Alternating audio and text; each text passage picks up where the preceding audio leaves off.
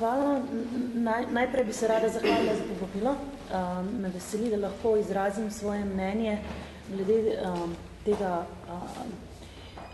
te tematike, ne samo ekonomske svobode, ampak nasplošno, kaj se dogaja v Sloveniji, okoli javnih financ in proračuna in teh zadev.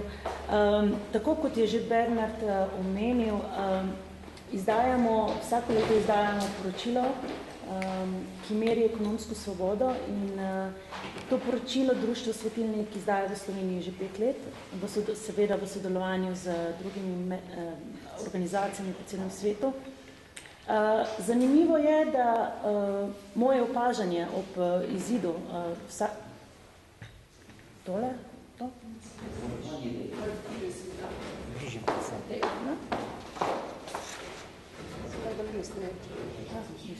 Bo v redu zdaj?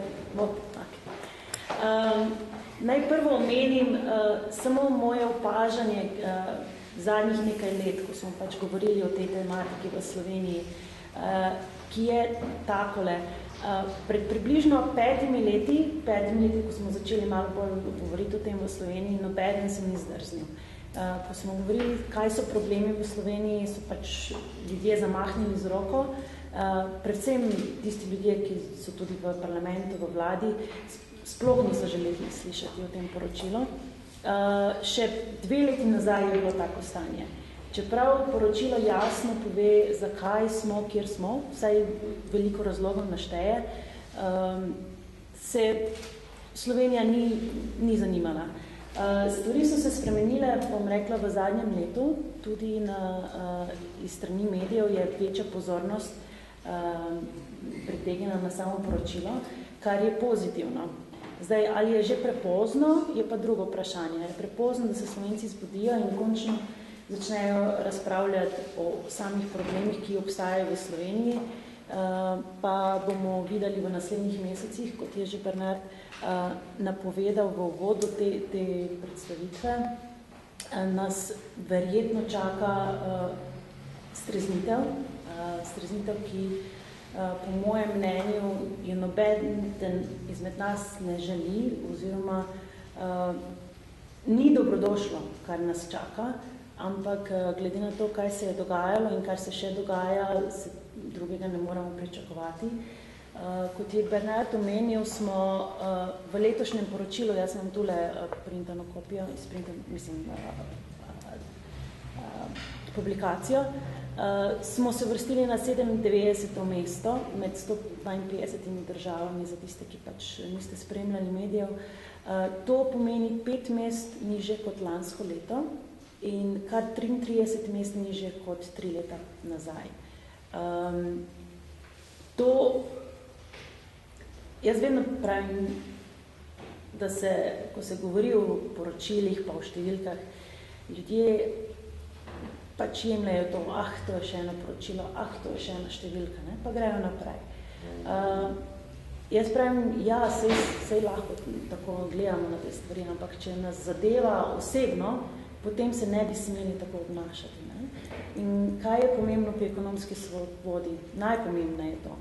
Če vi trdo delate in zaslužite dohodek in če vam ga potem država v veliki večini pobere in potem še dodatno vas obdavči na različne načine, vam pobere trošarine v ekscesnih vsotah. Če država za tem denarjem dela kot, ne bom uporabljala neprimernega izraza, ampak če potem ni upravičila vašega zaupanja, zakaj se ponavlja, da se stvari ne spremenijo? Ne?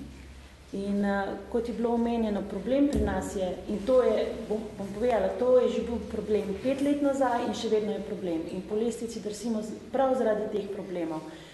Prevelika javna poraba, previsoki davki. To dvoje je povezano. Druga zadeva. Zelo tok trg dela. V Sloveniji imamo enega najbolj nefleksibilnih trgov dela na svetu. Na svetu.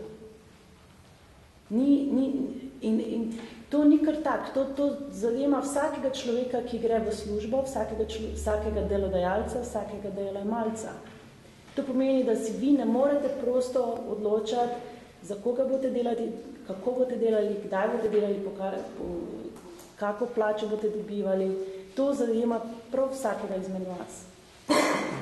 In drugi problemi, kot so še regulativa.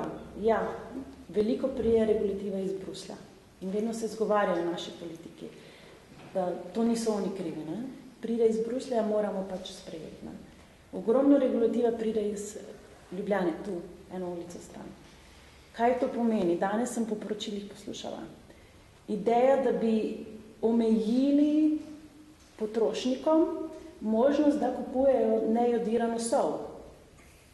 Ker si je nekdo pač zamislil, da potrošniki naj je ne kupujejo, zaradi tega, ker naj kupujejo jodirano, ker jim bo to pomagalo pri zdravju. Ne? Ja, verjetno pomaga, ampak a res mora naša država določiti, da vi potrošniki, mi vsi potrošniki ne moramo kupiti nejodirane soli v Sloveniji, v slovenskih trgovinah. In to so regulative, ki zademajo, mislim, vsako malenkost. In kdo profitira? To se morate vprašati. Pri vsaki regulativi profitira točno izbrana interesna skupina. Nekdo, ki bo šel v parlament, nekdo, ki bo šel do vlade in bo dosegel, da se bo nekaj omejilo, da se bo nekaj predpisalo, da se bo nekaj pač doseglo za zakonodajo, medtem ko bodo pa vsi ostali na slabšem. In ponavadi ljudje sprejemajo te stvari, aha, v redu, zdaj so nam omejili to, zdaj so nam prepovedali to. Potem se pa enkrat zbudijo, pa reče, pa v kakem svetu živimo. V kakem svetu živimo? Pred nekaj časa, ne dolgo nazaj, me je ena organizacija vprašala, če sem pripravljena napisati poglavje v knjigi na temo reforme, ene reforme v Sloveniji, ki je podprla ekonomsko svobodo. Se pravi, liberalizacija ekonomije, ki je prišla iz Ljubljane, ne iz Bruslja. Ne govorimo o vstopu v EU, kjer smo pač sprostili kapital, pretok kapitala, storitev oseb, ampak govorimo o eni politiki, javni politiki, ki je liberalizirala slovensko ekonomijo, slovensko gospodarstvo, slovensko stanje. Jaz se nisem mogla spomniti in še zdaj se ne in sem prepadena, mislim, sploh ne moram verjeti, da je to možno, da mi v 22 letih v Sloveniji nismo imeli ene reforme, ki bi drastično naredila korak iz tistega sistema, ki smo ga imeli, v sistem liberalizacije. Ni. To pomeni, da smo mi še vedno tam, ki smo bili v prejšnjem sistemu. In vsi vemo, v katerem sistemu smo bili, govorimo o ekonomskem sistemu, se pravi, bili smo v socialističnem sistemu, in če ni bilo nobene drastične spremembe, kakšen je zaključek, kje smo zdaj? In potem dnevno poslušamo očitke, da živimo v liberalizmu, da živimo v tudi neoliberalizmu. To so ljudje, ki sploh ne razumejo teh konceptov. Govorijo, živimo v družbi, kjer so liberalne, neoliberalne ideje prevladale. In jaz se vprašam, kje? Sigurno ne v Sloveniji. Jaz potujem ogromno po svetu in vidim ideje, ki so udejanjenje skozi javne politike.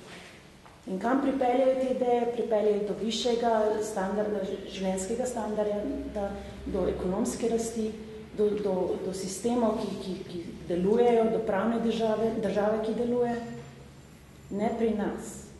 In tu, kjer smo, jaz rečem, smo si sami krivi, zaradi tega, ker nismo ukrepali, zaradi tega, ker smo izvolili ljudi, ki smo izvolili, oziroma jih ponovno izvolili, ko so nas razočarali, ko so naredili stvari, ki so samo njim koristile več ali manj, medtem ko ostali Slovenci so pa morali pogoltniti velik cmok. In zdaj, ko sem prihajala sem gledala ljudi po ulici in žalostno je, mladi odhajajo v tujino, vedno bolj, prav je, mislim, če ni v Sloveniji priložili, zakaj ne bi šli. Drugi ljudje pa, mislim, žalostno je, to, kar je zdaj, še ni tisto, kar nas čaka. Mislim, vsi ti davki, dodatni davki, vse te stvari, ki je vlada naredila, jaz ne razumem, zakaj ljudje nekaj ne naredijo. Res, ker gremo, drvimo globoko, ne? In vsi bomo prizadeti, čisto vsi. In če se Slovenci ne zdrznete, pa ne, kdo se bo? Politike se ne bodo namesto vas zdrznili, politiki ne bodo spremenili stvari, oni bodo dalje šli svoje smer in njim je kaj, ne? Oziroma politiki pač tisti, ki se okoriščajo na statusu, ki je, statusu quo.